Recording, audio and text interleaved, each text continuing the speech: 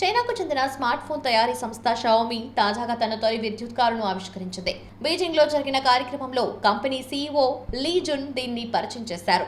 SU7 గా వ్యవహరించే ఈ కారును మార్చి 28న చైనాలో విడుదల చేస్తామని ఆయన తెలిపారు. ఈ సెడాన్ లో ఉన్న ఆపరేటింగ్ సిస్టమ్ కంపెనీ ప్రముఖ ఫోన్లతో అనుసంధానమయ్యేలా రూపొందించారు.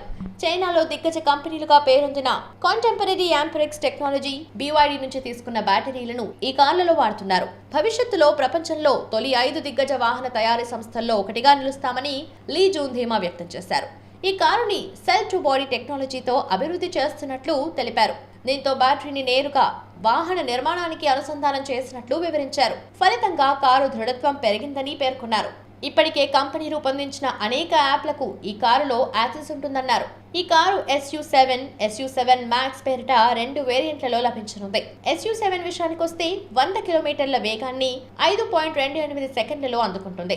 ఒక్కసారి ఛార్జ్ చేస్తే 668 కిలోమీటర్లు వెళ్తుంది. గరిష్ట వేగం 210 కిలోమీటర్లు గంటకు. అత్యధికంగా 400 Nm టార్క్ వద్ద 299 PS శక్తిని విడుదల చేస్తుంది. మరోవైపు SU7 Max 2.78 సెకండ్లలో 100 మీటర్ల వేగాన్ని అందుకుంటుంది. ఒక్క ఛార్జింగ్ తో ఏకంగా 800 కిలోమీటర్ల వరకు ప్రయాణిస్తుంది. దీని గరిష్ట వేగం 265 కిలోమీటర్లు. 838 Nm టార్క్ వద్ద 673 PS శక్తిని ఉత్పత్తి చేస్తుంది. ఈ కార్ల ధరలను కంపెనీ ఇంకా ప్రకటించలేదు.